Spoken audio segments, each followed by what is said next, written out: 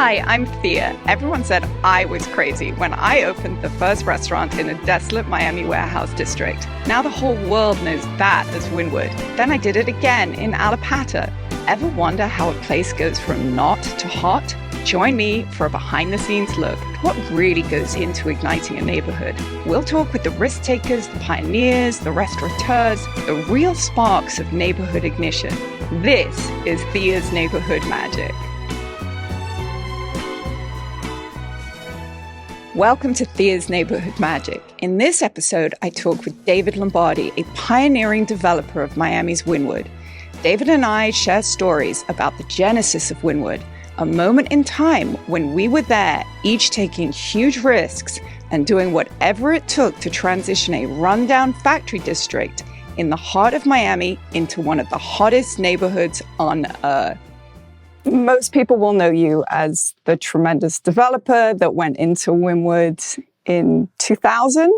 2000, yes. Right. I'm known as the evil developer by some, a lucky schmuck by others. Well, I'd like to tell you how I know you, which Sure. I'm lucky enough to know you as my very longtime friend, my co-chair on the Wynwood Arts District Association, Oh, yes.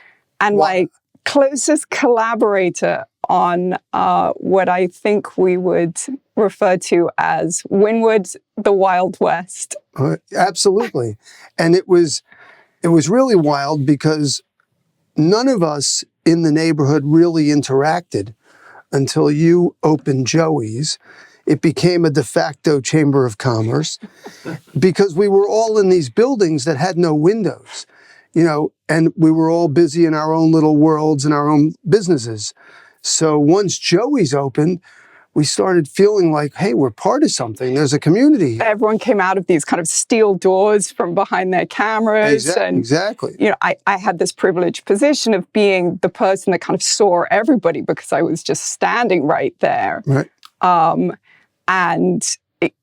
think for most people listening, they're going to be thinking of Wynwood as this extraordinary, vibrant, amazing place of, 10 blocks now? Yeah, I mean, from 20th to 29th, and from the railroad tracks to I-95 is another 7 blocks. Every big name restaurant, Right. on every corner, and condos, right? Yep. And so much happening, and hundreds of thousands of people going through.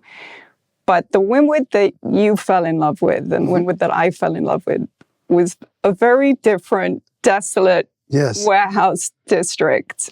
Exactly. So for kind a of long set the time, scene a little bit. Sure. So when I got there in 2000, I went there on a rainy Saturday with a friend of mine, Dennis Peters. We lived on Miami Beach, and I was an investor in apartment buildings on South Beach. And he says to me, come take a ride with me. I'm going to the fashion district, it was called, to look at a warehouse. So I drove over with him. He picked me up. And we're standing in this warehouse that had 20-foot high ceilings with skylights, which was kind of attractive. But it was filthy. There was an old Cuban gentleman in there who repaired boilers for the bottoms of buildings. Sounds right. It was full of grease and metal. And we're standing in this building, and my friend Dennis says to me, what do you think? I said, I don't know what to think. What do you think? He goes, I think it's too cheap, and I'm going to buy it, and I'll figure out what to do with it later. So I said, what do you mean it's too cheap? He goes, well, what would it cost to build this building? It was 5,000 square feet, and that I knew, roughly $65 a square foot, 325,000. He goes, okay, he's going to sell it to me for 130 grand, $26 a foot. Too cheap. I'll figure out what to do with it later. So I walked out of there scratching my head, went home, thought the rest of the weekend about what Dennis said. I thought about how fast we got there, 7 minutes from my house in Miami Beach, and I decided to go back Monday on my own, and I started serpentining the streets. Now, you have to understand, the entire neighborhood was single-story warehouse. Anywhere there had been a window was blocked up. Anywhere there had been a fence had barbed wire.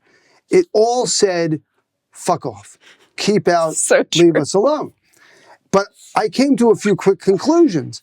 I liked the way the scale of the buildings and the width of the streets felt. I liked that it was only 4 minutes to downtown, 1 or 2 minutes to the design district, 7 minutes to South Beach. And I thought it might be advantageous to have a large concentration of cheap warehouse space in close proximity to those three areas where the retailers were starting to see their rents rise. And I thought no longer might they be able to afford to store their excess inventories in the back of their stores. They would need close by, cheap warehouse, secondary showroom, and I thought this neighborhood could supply that easily. So I would just like to say, there's a kind of real estate pioneering mindset that is extraordinarily decisive.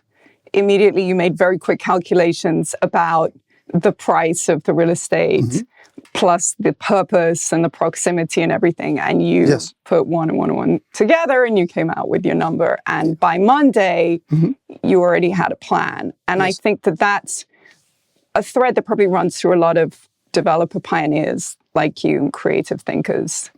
I would think so. And, I just came up with a hypothesis. If I'm able to buy these buildings for $30 to $40 a square foot, all I need is $5 to $6 a square foot in rent to cover my nut. So, it's one thing putting it like that, but you have to go out and get that money, right? To do the first thing that you did. Right. And as I think you've described to me, you were a virgin developer. Sure. Right. And so from there until your first project, which was Wynwood Loft. Yeah, well, ground up, that's correct. But buying assets, the banks already knew me because I owned on South Beach.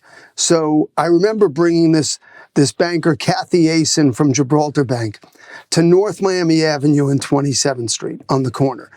Now, North Miami Avenue, few people understand, has actually more vehicular traffic than Biscayne Boulevard. That's quite amazing if you think about it. Even back then, that was the case. We're standing there, and there's no windows. Everything's, blocked up, and the traffic of the big trucks to the port are whizzing by. And Kathy Asen, she was a foot taller than me, older lady. She stands over me, and she says, "David, why? Why do you want to buy?" And I said, "Kathy, it's going to be great. I'm telling you, we were buying 10,000 square feet for $400,000. I had to put $100,000 down. She was going to give me $300,000. She says to me, "I'll only do this one." Well, bought it, had them both rented. It was $5,000 and $5,000 each. I walked the Miami Design District on foot, handing out my cards, saying, "I'm the guy for cheap warehouse. You need any warehouse space, call me."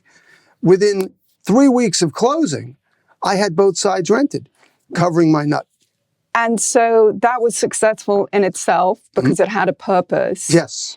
But as with every creative process, the vision and the path began to change as the need began to change, right? Well, no, what it really changed for me was I read an article in the New Times.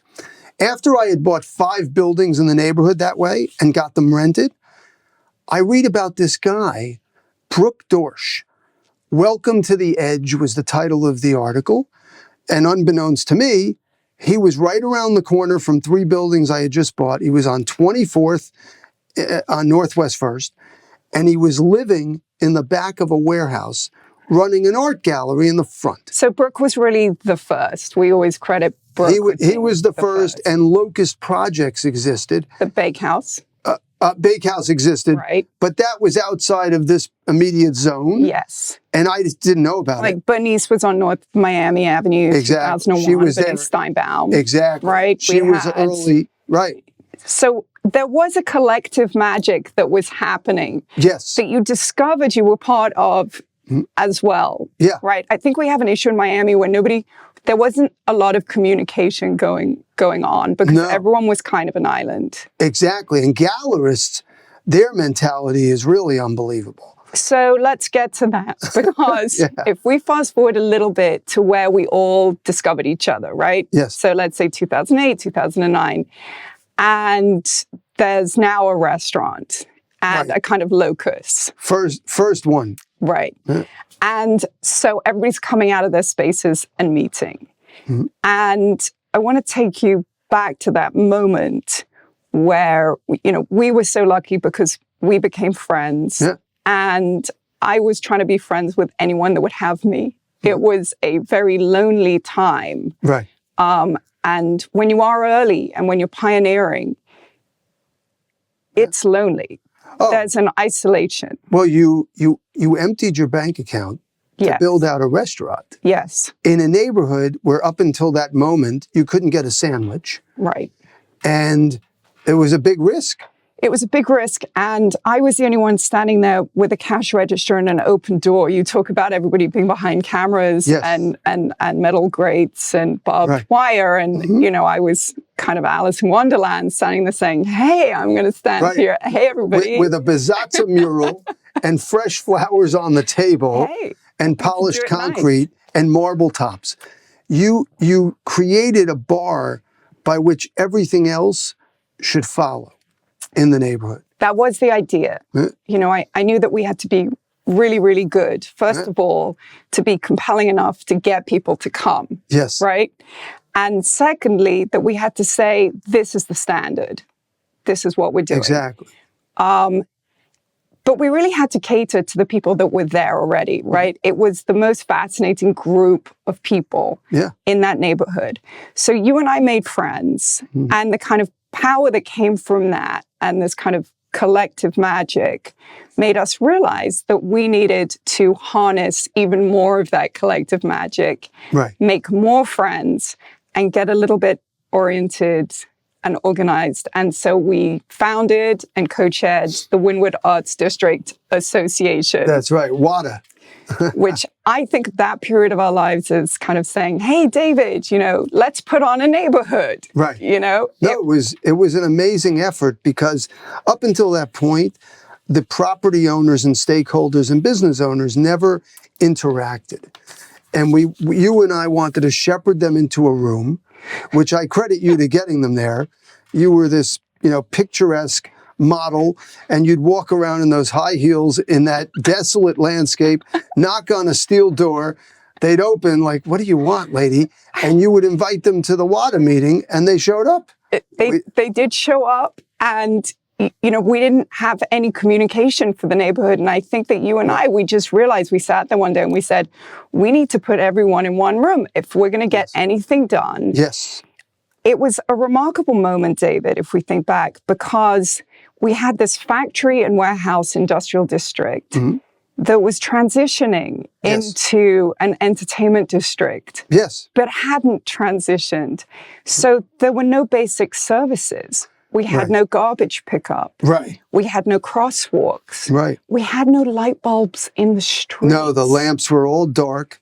The place would roll up at 5 p.m. like a mortuary science experiment. And so we had to lift ourselves up as a community. And so the first challenge was getting everyone in a room. And we had, you know, half a dozen or more galleries, but they were so persnickety, they didn't interact with each other because they were each too good to interact with the other. I'm too good to be in an art district with you. You're showing shit. The whole pompous arrogance. You could say what you want about the art galleries. I'm going to take on the developers who each one was too good to be in the room with the other one. But let me tell you, I knocked on those doors. I handed the flyer out saying, hey, we're going to get into one room and you better be there. And every single person, I think, came. And it was an extraordinary moment, because I think there were more people in that room than ever before that were the true pioneering, creative, risk-taking class of Miami. For sure. And Larry Mizrak, who was he was like the chairman.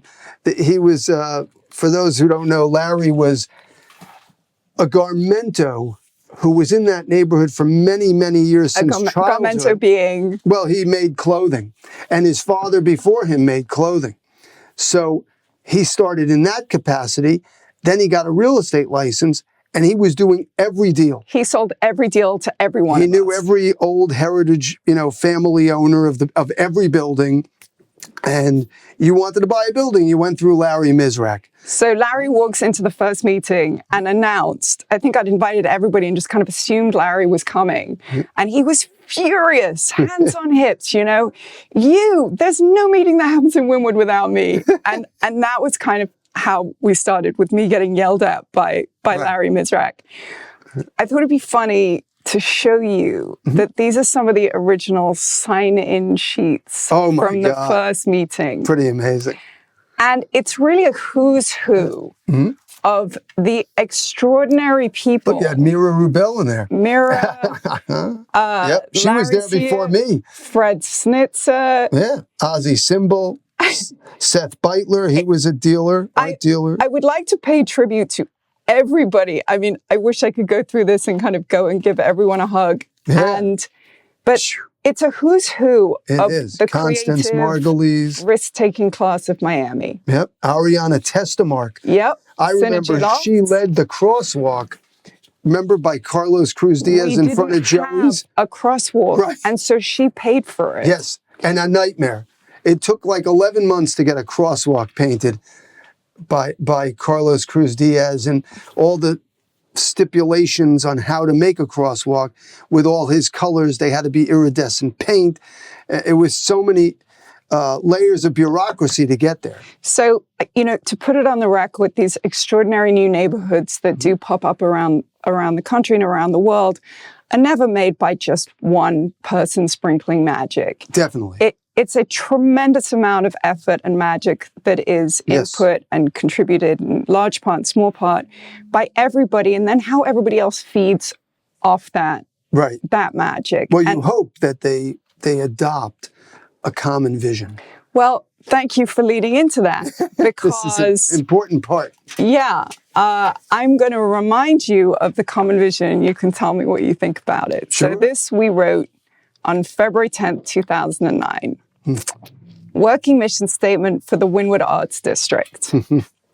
Our mission is to preserve the character of the factory and warehouse district whilst promoting Wynwood as the epicenter of the arts and creative businesses in Greater Miami. Furthermore, our mission is to provide a clean and safe environment for pedestrians, occupants, and visitors. Yeah. How do you think? I think we nailed it. In fact, I think it could be applicable today to Wynwood 2.0, to what we've created. The only thing we added 10 years ago when we created the Business Improvement District was live, work, play. And, Tony Goldman, may he rest in peace, he says to me one day, and I think he was quite ill at this point, but he says, don't worry, my boy, one day soon you're going to have a bid. And I said to him, what's a bid, Tony? And then he explained it to me, where the property owners tax themselves, you put the extra money into a pot, and you allocate it to different initiatives.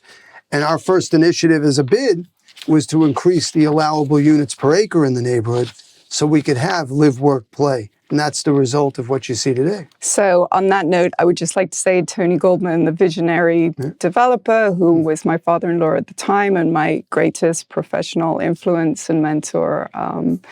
Obviously, if we could have him here, it would have been the dream of dreams. But, Sure. He's a whole other episode and influenced all of us, and none of us would really be sitting here if it weren't for all the effort and knowledge that he brought. I had read about him as a young man. And one day he walked in my office and said, I'm buying buildings here. That was in 2004. My son and I are buying buildings. Yeah. And I don't want anybody to know it, but I want you to know I think you're on the right path. That's what he said to me. So I have a note here in some of our notes where we were explaining to the neighborhood how we were going to tax ourselves the $250 before we became a special services district. Okay. So we were explaining that we had to do this before we became that. Well, and that money was for clean and safe. Well, so Private this is what we did. We decided that we had to split up the neighborhood's responsibilities in order to run this neighborhood. Right. And so you took on security and I took on clean streets. Yes. Right. And I have a hilarious memory of us thinking, well, we've signed up to do that, but we really signed up. We made ourselves responsible for everything in that neighborhood. Right. Suddenly, I mean, Adrian, who is our producer here at Wynwood Podcasting, had this great memory of people just yelling out of the audience by the time we're done, David, can you clean our stoop? Right. hey, Thea, that like nobody picked up the garbage and I got tagged. You know, my building was tagged. Buy paint. But you were like, buy paint. Right. They're tagging me left and right too. Buy paint. We had a great chemistry. You were kind of the enforcer. I was the persuader. And, yes, and, exactly. And, you know, we complemented each other. And that symbiotic relationship, I think, really... Oh, no, it was a great yin and yang, and it kept everybody engaged and interested in what we were going to do next and what the neighborhood was going to try to accomplish next. Right. Remember the maps? Well, I have all of that. We made maps. We had marketing efforts run by Susan Kelly. Yes. One of our marketing efforts was handing out flyers, and we couldn't get people to say the word Wynwood. Right. So we were going to hand out flyers to people who happened to be in Wynwood, say, do you know you're walking in Wynwood? Right. Exactly. And we used to give them boxes to every hotel concierge and front desk. Thousands of maps were given out so they could refer their hotel guests to come. And we tried a lot of stuff. I mean, some of it worked, some of it didn't, but it took tremendous effort. And I would also like to say that I have a memory of you spending a part of every day getting in the security car and circling Wynwood because you didn't trust the companies. Right. So you were like, I'm going to have to get in that car and make sure they're doing the work because we have to keep visitors safe. And then we would go around at night, and mind you, there were very few things open at night back then, just to record every light pole, which ones were out. Then we had to call FPL and hound them, call the police commander to hound them to get these lights on, because without clean and safe, you have nothing. We put that there, and we also have a moment in the minutes of these meetings where everybody was very eager to market, right? Everybody wants to get to making money. Yes. But we said that we wouldn't be worth anything if we weren't clean and safe. Like clean and safe was everything. You only get one chance to make a first impression. That was exactly it. Mm-hmm. So out of all of that, what do you think the hardest part was for you? So, I would say there were a lot of hard parts, and we had to make a lot of hard decisions over the years. I think interacting with the city at certain points became very problematic and difficult. Early on, we had a mayor, Manny Diaz. Yes, he was amazing. And Wynwood never would have been rezoned without the support of Manny Diaz. Those guys understood, give them whatever they want and move out of their way. And that was fabulous. But then when city commissions and mayors change and they start to think they're the ones creating the magic, they often become an impediment to progress. For example, it took us over 9 years to get trash cans. We're showing them the data. There's 1 million people visiting the neighborhood. Today there's 14.5 million. But there's 1 million people visiting the area. The buildings are getting improved. The tax base is increasing. We have restaurants. We need some trash cans. So, never can happen. Wait, so which year did Wynwood finally get trash cans? Oh my God, around 16. It's 2016. No one would believe that, right, Adrian? That's just... And we still don't have wayfinding signs that are worth a shit or adequate. I remember asking Katie Sanoa, who was our rep at the city, for signs to Wynwood. Wayfinding. Yeah, no one would. Them. Yeah, there's nothing. Okay, so if anyone from the city is listening, can you imagine Wynwood needs an international arts destination. So, I think it's pretty funny. It's like, if you know, you know, right? 100 million people know. Right. You're so far beyond the signs. Thank God for the big bus, the double-deckers. They keep bringing thousands of people. And so we look back and we think, well, we tried these things, but you personally, like, there was so much. I know that you tried. I mean, Roving Fridays was a thing. It became Second Saturdays. Yes. Stuff worked. Stuff didn't work. What didn't work? Like, what was really where you put a lot of effort and maybe it didn't produce for you? Because I think people look at you and they think everything produced. Yeah, so, we had a success with Wynwood Lofts, which was a very complicated thing to get done, where we built these 36 live-work condos for the artists and creatives back in 2004, delivered them in 2005. But every bank in town had declined me to finance me because I was a virgin developer, building in a bad neighborhood, selling to a demographic of people who had no money. it wasn't even a bad neighborhood. It was a non-neighborhood. It was a factory district. But these bankers were like, this is a bad neighborhood. You can't be here at night. There were no people. Exactly. So why did you think you could do that? Like, where does that courage come from? So it came from, every time I find an opportunity, it's because of things that I'm watching unfold on the ground. So back then, when I came up with the idea to build Wynwood Lofts, it was because I had converted an old factory building called the Terminal Fabrics Building into 8 live-work lofts. The response from phone calls from the New Times ad were off the charts. Hundreds of phone calls. I only had 8 units, got them all rented, but I knew there was an unmet need where, because I came from South Beach owning apartments, I started to realize a lot of my tenants were artists and creatives on South Beach, renting a studio. But they were also in Wynwood renting a small warehouse bay. And I thought, wouldn't it be great if they could combine both expenses into one inspiring space? I think you had the idea, but what I'm trying to get at is, where do you get the confidence? Where do you get off thinking you can build a building? Right. Well, that, I don't know. It's just inside, innate. And I had a few good partners around me who were GCs and who built buildings before. And I just had the confidence that they would oversee that and it would work. And it worked.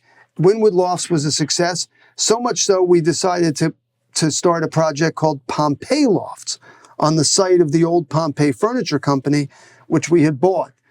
And this was 2006, 2007, and we spent $500,000 on architects. We had marketing materials. Which back then was. It was an enormous amount of money. And we had architects. We had signed contracts. It was going to be 108 units. We had, I think, 18 or 20 units with signed deposits. And I saw like the whole world was about to crash. Well, so let's just set that up. So that was 2006. Yeah, 7. Right? 2008. Yes. And we should have that kind of as an underlying theme. Yes. That what I opened into, and when we met, or really kind of got going, it was the worst financial crisis this country had tremendous. Ever seen. And based in real estate. So banks shut down, out of business. Yes. And I saw it coming in 2007. And I pulled the plug on Pompeii. I gave everybody their deposits back, and we took the loss. We lost over $600,000. So everybody sees, right, the success of everybody, right? You never really hear about that agony period. But I bore witness to your extraordinary stomach-churning risk-taking that you make look very gracious now. But I was there, and you had a young family. Oh, yeah. And the arc has been a long arc. Obviously, it's always much longer than anybody else realizes. At what point did you feel, so we get through the 2008 kind of horror show, and we're all clinging to each other like a life raft. Who made magic for you? Like, what were those moments of positivity that you saw coming through? Because you're so deep in it. Right? Sure. Well, simultaneously, we were building another big risk. We were building something called Museo Vault, where I decided that the neighborhood needed more infrastructure to accommodate the art world that was descending here between Art Basel and between the 30 galleries in the neighborhood. And I decided to build the finest art storage facility in the United States to the newest and highest specifications of the art insurance industry. It was something like a $10 or $11 million project. So who came in with you on that? Like, what kind of partners did you have on that? My same core group of partners. Because they're very brave too, maybe worth a mention, right? Yeah, no, they were absolutely... I have 2 partners, Michael Goldstein and Sandy Horowitz, who are CPAs, now retired. Those guys started with me on South Beach with apartment buildings, came over with me to Wynwood. We stood in one warehouse one day and I said, guys, we're buying this warehouse from these guys. And they're like, yeah? Why? I said, I'm telling you guys, there's magic here. This neighborhood's going to change. Oriented with all your logic, David. Yes. I mean, I was going to ask you about, people are trying to do this all over the world. And from somebody who's really kind of sitting on the mountaintop now, looking back, but there was a long struggle. Right. How would you encourage them? I think you have to believe in yourself. And I always felt as a child, if I could map out the steps to accomplish something in my head, then I knew I could get there. If I could see those steps in my head and they made sense logically, I knew I could get there. You know, I started with nothing. My mother was a secretary. My father died when I was 2. I grew up of little means in a 1-bedroom apartment. But the other part of it is I never saw these things as risks because I was in control of them. When I'd buy an apartment building and empty my bank account, my wife, with her permission, and put the down payment, I would tell her, I know this is the only way to build wealth for us. And she said, if you believe in it, David, and you believe it could work, go for it. Shari was a great partner to you. The greatest partner in the world. No question. So, but if I could see it, I knew I could do it, and I was in control of it. It wasn't like buying stock. To me, buying stock is foreign. I think that's like going to Las Vegas. Because you're not in control of the outcome. Exactly. So, but you kind of had this confidence that no matter, what terrible thing, financial crisis, banks going out, you were going to be okay. There's this Well, a big part of that has to do with never believing your own bullshit. Okay, so and being honest with everyone around you. So when we opened Museo Vault, we had gotten a loan from the very same guy who financed us on Wynwood Lofts, Jess Lawhorn. He said, that's economic development. He goes, I can give you that loan. And he was nice enough to give us about 2 years worth of carry to get to equilibrium, because you can't do any pre-leasing when you build a fine art storage facility. So you have to finish it and then start doing the leasing. I think what's really apparent is people believed in you. You had to believe in yourself, but people believed in you. Right. And everybody has a certain support group around them. I mean, we might have felt isolated, but there were people who just were also pioneering and strong and had tremendous vision to kind of jump into these. To these investments. And Sandy and Michael, the beauty of them was they were accountants outside of the world I was living in day to day. And I'd go to them for guidance, and they were always a calming effect. Don't worry, David. So the chemistry in that, it's not even just the function, right? Right. Like our partnership, kind of as friends, the chemistry is so important to connect with other people and have kind of like-minded believers, right? Absolutely. But not believing your own bullshit. That's hard to do. You cannot believe your own bullshit. And when we had trouble at Museo Vault hitting the leasing numbers and we were suffering, that guy, Jess Lawhorn, left Wachovia Bank. Terrifying. And some guys flew in. They were the head guys of economic development from Atlanta. And they fly in and they walk in this building and they're like, where are the apartments? Because that's all those guys ever lent on, was apartment development. And I said, guys, there's no apartments here. This is what we do. And they're like, why are we in this loan? And I said, guys, you better get comfortable, because nobody is going to refi us at this moment and take you out of this loan. So you better get comfortable with the concept. We are climbing the mountain inch by inch. Just have faith and patience. So I think that's kind of classic DL, David Lombardi move of confidence and calm and seeing the end zone. And that, that is an attribute that you have. And realistic expectations are realistic so expectations. I also, I'd really like to know what you feel most proud of. I felt very proud of the community work that, above everything else, that kind of always stays with me as something I'm really proud that I was able to be involved in. For you, what was unexpectedly rewarding this whole journey that you've been through? Well, first I'd like to say the thing I'm most proud of is what my wife and I created.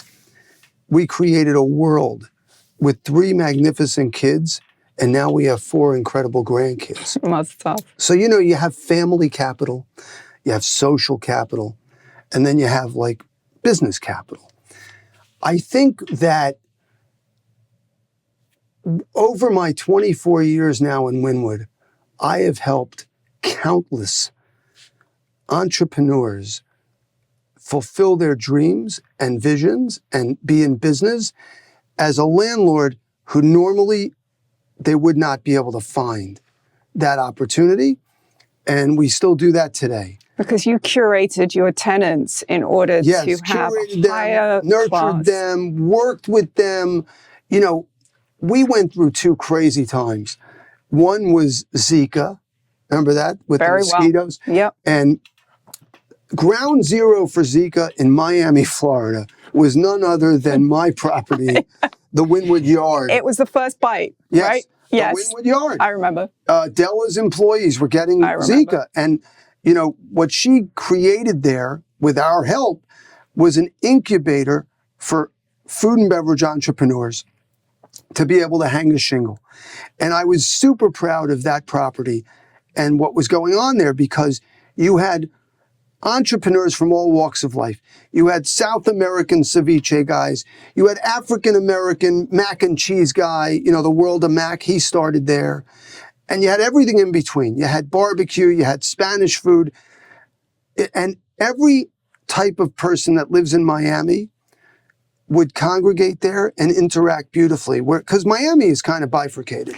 But it was perfect for the neighborhood. Like these amazingly brilliant tenants who just come up with these creative ideas. Exactly. But then they do need a landlord partner who recognizes a guy instead or girl who can work with them and recognize how special what they're trying to do can be. So that's what you're most proud of. Yes. I would like to take this opportunity to tell you what I feel so proud of you for, and I've always really admired about you, David. Awkward. I think super awkward.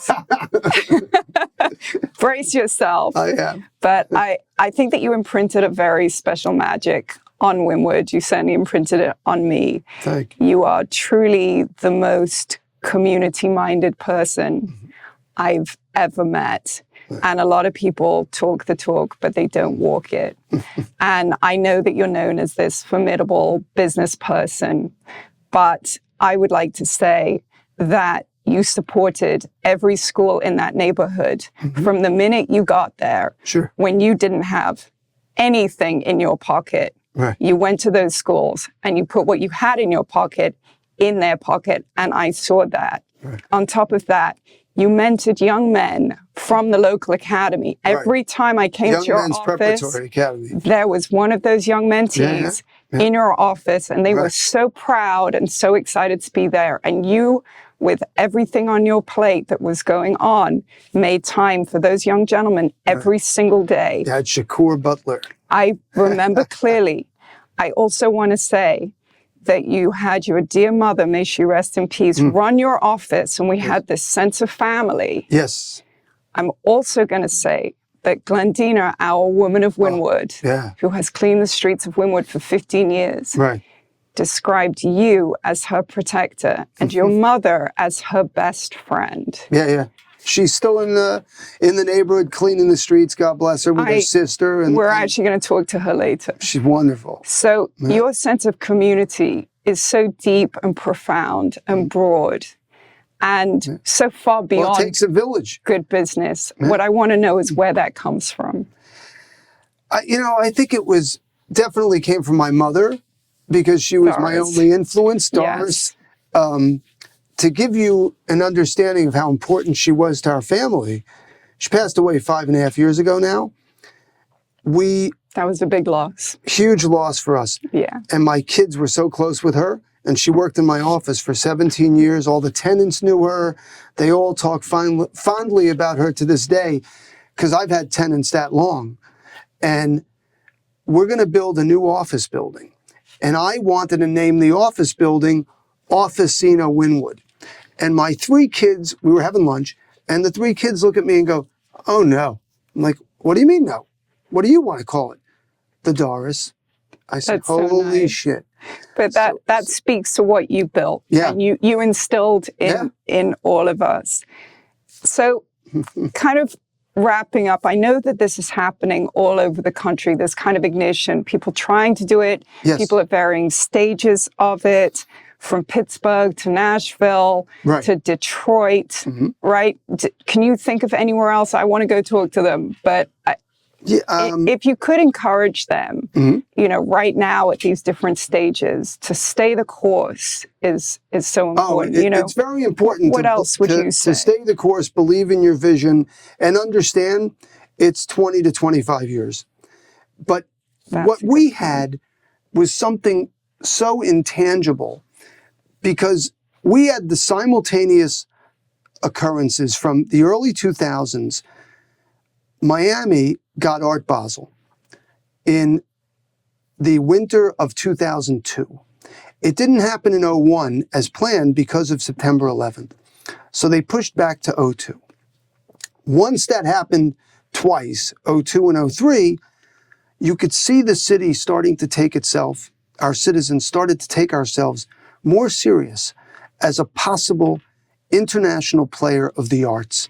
The investments of the Art Center, the investments of the New World Symphony, the Perez Museum, you had Margulies, you had Rubel, you had Bremen, you had Craig Robbins in this town, bringing art collectors, dealers, curators from all over the world descending on Miami every December, and the simultaneous citizenry taking ourselves serious.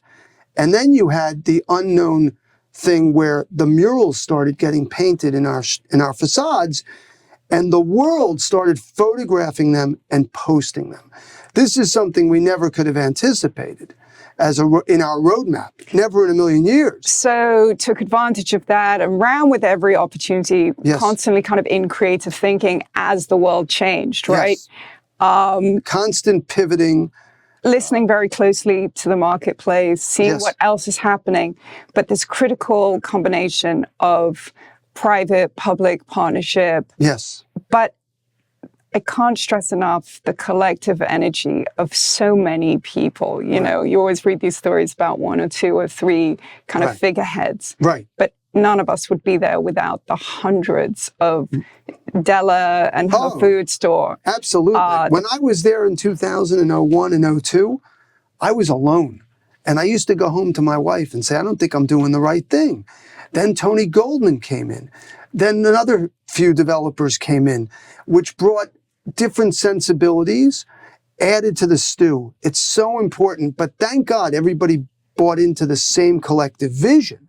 That was I would say that was kind of our ground zero, right? Yes. Getting everyone to buy in. Exactly. So so one funny story was up on 36th Street. I bought these buildings, and I started interacting with this woman, Chrissy Morales. She was she was amazing. Very helpful. She was the head of the NET office. Amazing. Neighborhood Enhancement Team office for the area. And she was really behind what I was doing, because I was taking properties that were problematic and I was kicking out tenants, cleaning them up, and bringing nicer tenants. So one day I called her up. I said, Chrissy, I'm going out of my mind. There's a bus stop right in front of this new building I bought on 36th Street. And on the corner, there's a payphone these drug dealers are using, but they're not even using the phone. They're pretending to use the phone because the cord is cut. And anytime a cop passes by, they're standing there on the phone like they're using the phone. You have to remember, this is like 2002. You're really dating yourself that there was a phone booth. Right, it was 2002. We had beepers and shit. So she goes, well, what do you want to do? I said, I want to move the bus stop. She goes, where? I said, about 75 feet west. She goes, sounds okay. Do it. And I said, and the payphone's going to disappear. She goes, who owns the payphone? I said, Bell South. She goes, well, I don't know anything about it. I said, great. So over the weekend, I moved the bus stop 75 feet west, the bench, the sign, we broke it up out of the ground. They're going to come for you now. Cemented it back in the hole down west, and the payphone we threw in the dumpster. And sure enough, I come back Monday, all the people who used to linger with their feet against my freshly painted wall were now standing 75 feet west. Like, it's the power of persuasion. But that solved it. The moving of the bus stop. That's urban renewal, David style. That was it. David, and the drug dealers had to leave.